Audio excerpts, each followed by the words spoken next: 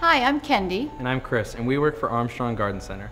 Today, Kendi's going to tell me a little bit about orchids. Well, orchids require minimal care. They're actually a very easy plant to grow, and they can bloom for weeks. So what do we have over here? Well, we have three types of orchids. The Phalaenopsis, the Dendrobium, and the Cymbidium, which is actually an outdoor orchid that can be brought indoors just for the blooms. So when I'm picking out my orchid, how do I know which one's a good one? I like to pick one that has half blooms and half buds. That way you'll have blooms to come in the future. But if you're having a party, for instance, and you need an immediate wow factor, just buy one that's full of blooms and it'll be gorgeous. And so when I take it home, can I just put it anywhere in my house? No, but you don't have to fuss with it a lot. Once you give it bright indirect light, not too much sun. If you notice the leaves turning brown, that's too much sun. Then just move it to another place. You want to water it about every 2 weeks, and you want to take it out of the pot, put it in your sink, water it 2 to 3 times, letting the water run out, drain it, but don't let it sit in a saucer. The roots don't like to be soggy, they like to be dry and airy. And is there any kind of special fertilizer or any fertilizing methods I need to use?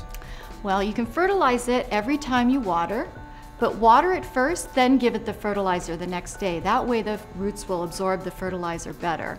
You want to give it an in-bloom food when the flowers are on the flower stalk, and an out-of-bloom food once the plant goes dormant. In fact, a lot of people get rid of their orchids because they think they're just gone.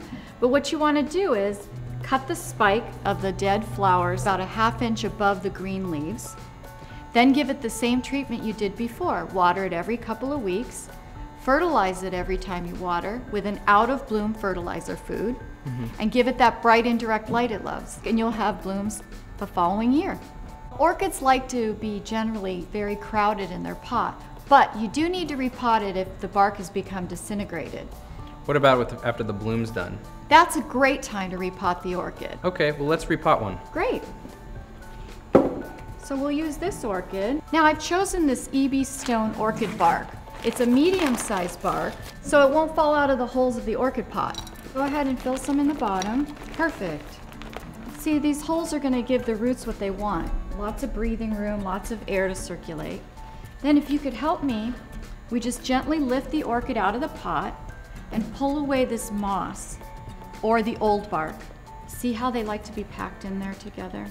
Now it's a good idea to leave a few of the roots up towards the top so they get a little air. Then we'll set this orchid right on top. What you want to do is loosely put the bark in. Never pack it in tight, because remember, they like to be airy and loose. So just continue filling it in with the orchid bark. And it's okay that the roots are up high a little bit, because they actually like that. The bark is used really just to stabilize the orchid. Looks great.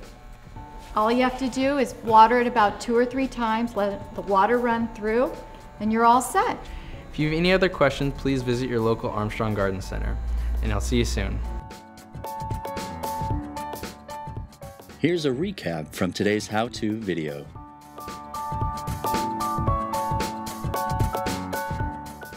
This how-to video is brought to you by Armstrong Garden Centers. These are the featured products from today's video. Please feel free to visit your local Armstrong Garden Center for all of your gardening needs.